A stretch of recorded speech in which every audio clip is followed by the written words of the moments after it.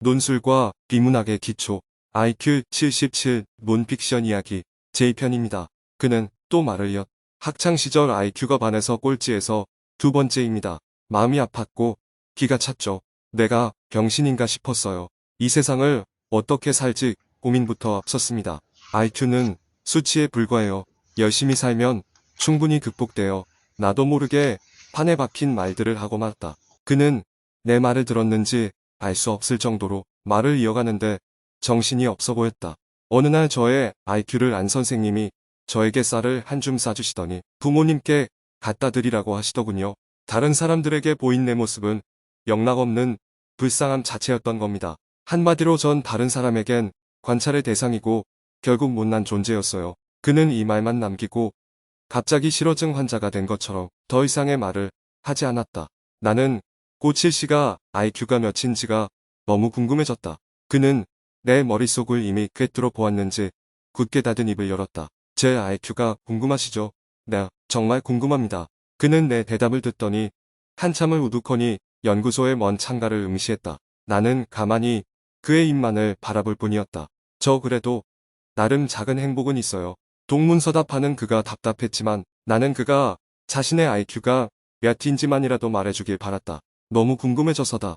IQ가 몇인가요? 나는 참을성이 없었다.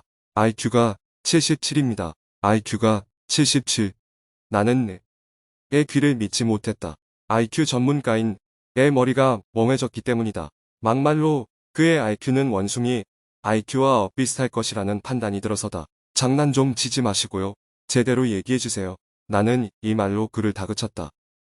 17입니다. 그는 진지하게 진심을 다해 한 글자씩 또박또박 대답했다. 그러고는 먼 추억이라기보다 그의 과거 현실로 차분히 날 인도했다. 고칠 씨의 작은 행복은 사회적 성공과는 왠지 거리가 멀어 보였다. 경제 상승률은 상승 곡선을 타고 있지만 서민 경제는 끝모를 불황으로 허덕이는 때이다.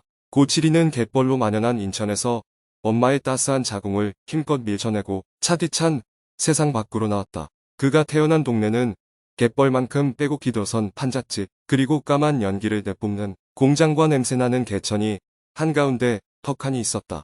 그런데 그건 잠시뿐이었다.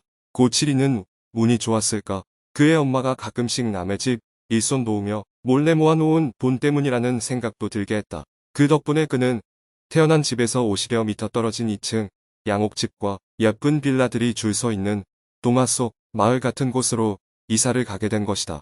소위 잘 산다는 동네에서 살게 된 거다. 마법이 감도는 마을이라고나 할까. 고칠이 아빠에게도 행운이 찾아왔다. 아빠는 월급이 하숙집 월세 정도 나오는 신문사에서 일하시다가 당시 잘 나간다는 철강 회사로 일터를 옮기셨다.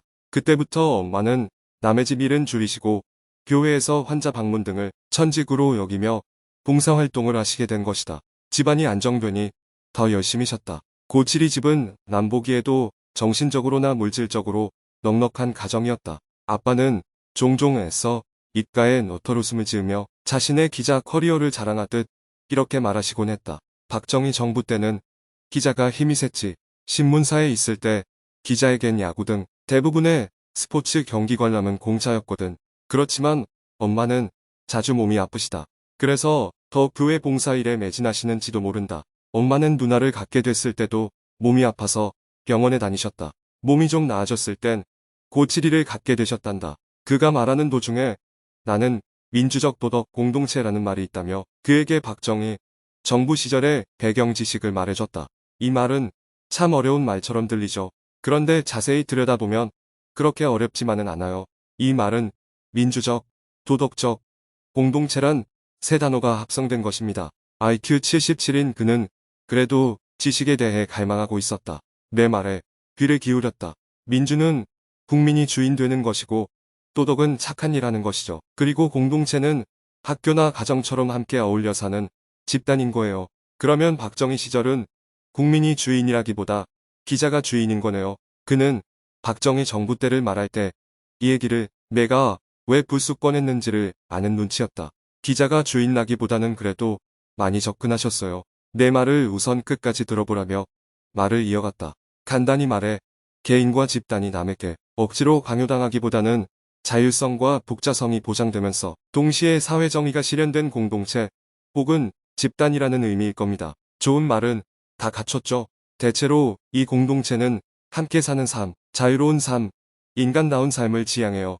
이 가운데 특히 자유로운 삶을 위해 국가 권력을 견제할 수 있는 경실련 참여연대 등의 시민사회단체가 등장했어요. 복잡하네요. 기자가 국가 권력의 편이었나 보네요. 그렇다 기자는 권력의 편이었던 것이다. IQ가 낮은 그도 남들만큼 이해력은 있어 보였다. 1960, 70년대 박정희 정부를 지금에 와서 어떻게 해석해야 할지 기준과 잣대가 모호한 것은 사실입니다. 하지만 당시만 해도 박정희 정부를 견제할 수 있는 시민단체와 같은 존재는 거의 없었다는 거예요. 시민단체에 대해서도 비판의 여지는 있어요. 시민단체는 시민의 가입이 적은 편이라서 시민이 없다 는 말도 하고 있고요. 친정부적이라는 말도 있거든요. 그럼에도 국가 권력의 횡포를 견제할 수 있는 감시자 역할 등의 다양성을 인정하는 사회가 등장했다는 사실. 나는 그 하나만으로도 자유로운 질서를 마련케 되었다고 볼 수 있을 것이라고 설명했다. 고칠 씨는 내 말을 듣고 고개를 여러 번 끄덕였다. 그러고는 다시 자신의 먼 과거로 날 이끌었다.